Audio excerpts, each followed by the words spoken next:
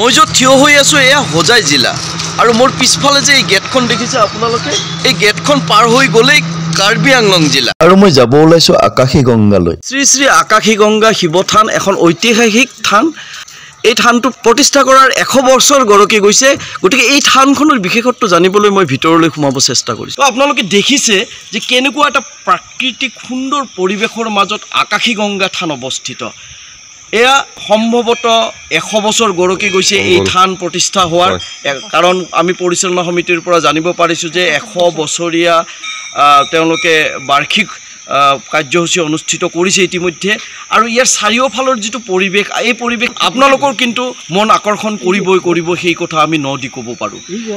মোৰ পিছফালে আপোনালোকে পৰিৱেশ দেখিছে এফালে মন্দিৰ অৱস্থিত আৰু আনফালে আকাশী গংগা নিজৰা অৱস্থিত তো আহক আমি সোমাই যাওঁ আৰু ভিতৰতনো কি আছে এইখিনি চাবলৈ অকণমান যত্ন কৰোঁ সন্মুখত আকাশী গংগা শিৱ থানৰ মূল মন্দিৰ প্ৰথমতে মই মন্দিৰ প্ৰাংগণৰ কিছু পৰিৱেশ আপোনালোকক দেখুৱাবলৈ প্ৰয়াস কৰিছোঁ প্ৰকৃতিৰ এক অন্যতম ৰম্য ভূমি এই আকাশী গংগা প্ৰাংগণ হোজাই জিলাৰ ই এক উল্লেখযোগ্য স্থান মুখত যিটো মন্দিৰ দেখিছে শিৱ থানৰ লগত নিচেই কাষতে লাগি থকা এটা বিষ্ণু মন্দিৰ মন্দিৰৰ ভিতৰত আছে শিলত খোদিত এটা পৌৰাণিক বিষ্ণু মূৰ্তি ইতিহাসে ঢুকি নোপোৱা কোনো এক সোণালী যুগৰ প্ৰাণবন্ত স্বাক্ষৰ এই সমলসমূহেই বহন কৰিছে পৌৰাণিক অসমৰ সোণালী অধ্যায় আকাশী গংগা জলপ্ৰপাত দেখিবলৈ পাইছে এতিয়া পানীৰ হত কিছু কম বাৰিষা হোৱাৰ লগে লগে ইয়াত প্ৰবলভাৱে পাহাৰৰ ওপৰৰ পৰা পানী নামি আহে আৰু এক নান্দনিক দৃশ্যৰ সৃষ্টি কৰে আকাশী গংগা এখন ঐতিহাসিক শিৱ মন্দিৰ থান এই আকাশী গংগালৈকে অসমৰ বিভিন্ন প্ৰান্তৰ ভক্তই বিভিন্ন সময়ত দৰ্শন কৰিবলৈ আহে ইয়াত বৰ আড়ম্বৰপূৰ্বভাৱে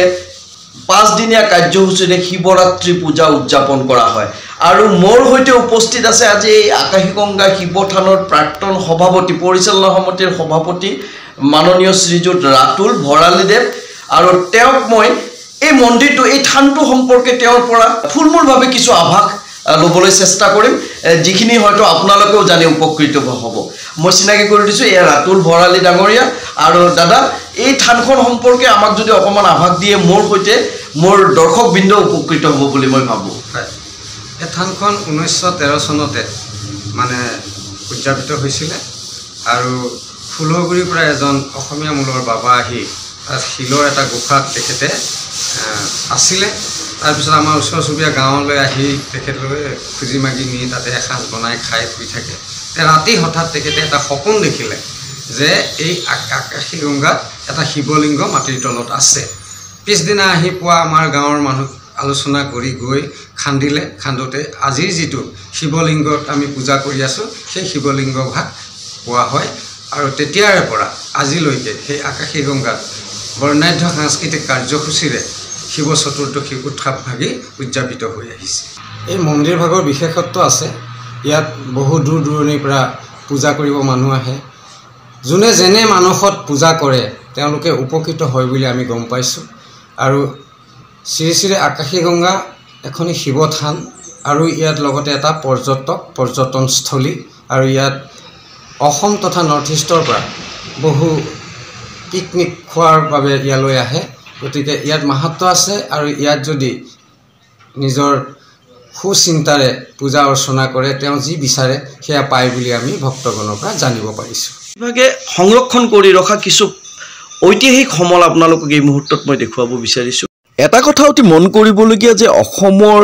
যি ঠাইতেই নহওক য'তেই নহওক এনেধৰণৰ মন্দিৰসমূহ যিবোৰ স্থানত অৱস্থিত সেই স্থানবোৰৰ আশে পাশে বা সেই স্থানসমূহত ইতিমধ্যে পুৰাতাত্ত্বিক বিভাগে জৰীপ চলাই বিভিন্ন ধৰণৰ প্ৰাচীন সম্পদ উদ্ধাৰ কৰিবলৈ সক্ষম হৈছে ইয়াত কিছুমান প্ৰাচীন লিপি আছিল কি মোৰ হৈতে গোপাল বেজবৰুৱা আছে তেওঁ দেখুৱাই দি আছে ইয়াত কিছুমান প্ৰাচীন লিপি আছিলে যিবোৰ এতিয়া চিনিব নোৱাৰি আৰু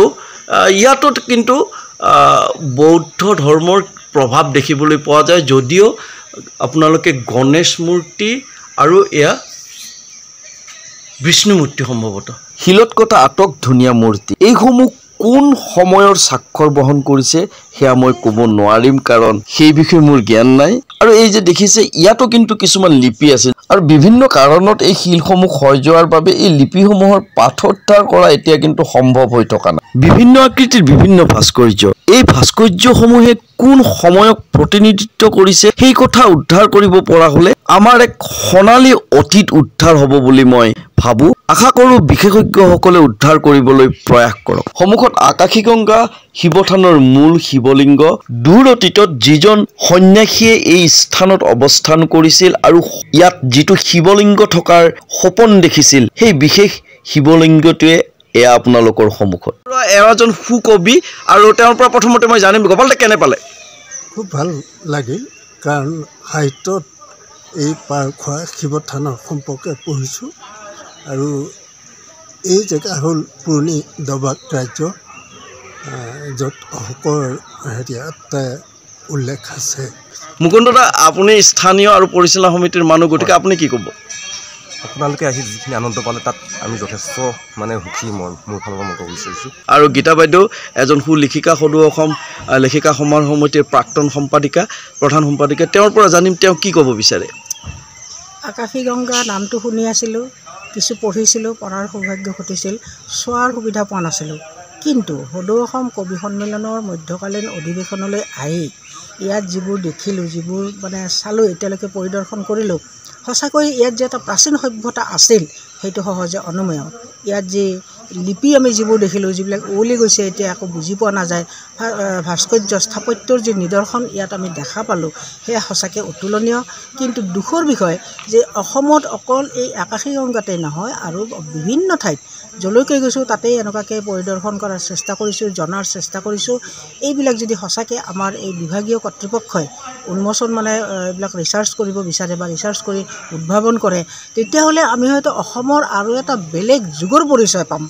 যিটো যুগে আমাক প্ৰতিনিধিত্ব কৰিব। যে আকাশী গংগা এটা ঐতিহাসিক শিৱ মন্দিৰ, আৰু ইয়াত বহুত ঐতিহাসিক সমল ইতিমধ্যে আপোনালোকক মই দেখুৱাইছোঁ। আৰু মোৰ সৈতে উপস্থিত আছে আকাশী গংগা পৰিচালনা সমিতিৰ সম্পাদক আৰু উপসম্পাদক। তেওঁলোক দুজনৰ পৰা এই মন্দিৰ সম্পৰ্কে অলপমান মই জানিব বিচাৰিছোঁ। নমস্কাৰ,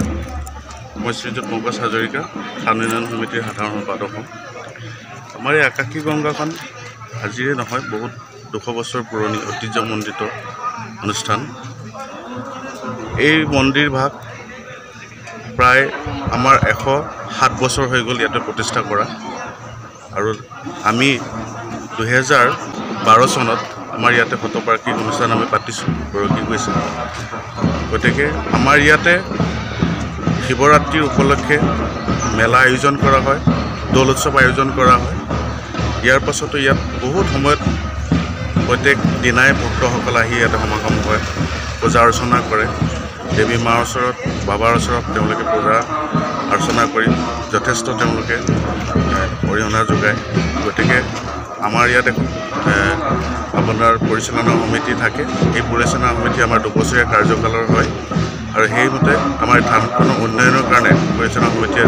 বহু কিছুমান কাম কাজ চলাই নিবলৈ চেষ্টা চলাই থাকে। বহুত বহুত ধন্যবাদ জনাইছোঁ। মোৰ নাম শ্ৰী উৎপল কুমাৰ ছিল, মই আকাশী গংগা থান পৰিচালনা সমিতিৰ সহকাৰী সম্পাদক। মূলতে হৈছে আকাশী গংগা। ডক্টৰ ভূপেন হাজৰিকাই গাই গৈছিলে, আকাশী গংগা বিচৰা নাই বিচৰা স্বৰ্ণ অলংকাৰ। তো আমি বিভিন্ন দিশৰ পৰা গম পাইছোঁ, বিশেষকৈ আমি অসম চৰকাৰৰ পুৰাতত্ব বিভাগৰ পৰা আমি গম পাইছোঁ এই মন্দিৰটো হৈছে আমাৰ দ্বাদশ শতিকাৰ মন্দিৰ। তো ইয়াতে আমি শিৱৰাত্ৰি উৎসৱ যিটো আমি পাতোঁ, প্ৰতি বছৰৰ শিৱৰাত্ৰিৰ শিৱ চতুৰ্দশী দিনাখনে আমি শিৱৰাত্ৰি উৎসৱ পালন কৰোঁ। তো আমি শিৱৰাত্ৰি উৎসৱ পালন কৰি আমাৰ শতবৰ্ষ গৰাকী গৈছে, 107 বছৰত আমি ভৰি দিলোঁ। তো তাতকৈ আৰু বহুত আগৰ মন্দিৰটো, আৰু শিৱৰাত্ৰিৰ সময়ত লাখে লাখে মানুহৰ ইয়াত সমাগম হয়, শদিয়াৰ পৰা ধুবুৰীলৈকে। গোটেই অসমৰ মানুহে ইয়াত আহি দৰ্শন কৰে, আৰু আজিকালি আপোনাৰ দেশ বিদেশৰ পৰ্যটকসকলেও আহিব ধৰিছে। তো আপোনাক বহুত বহুত ধন্যবাদ জনালোঁ। ধন্যবাদ।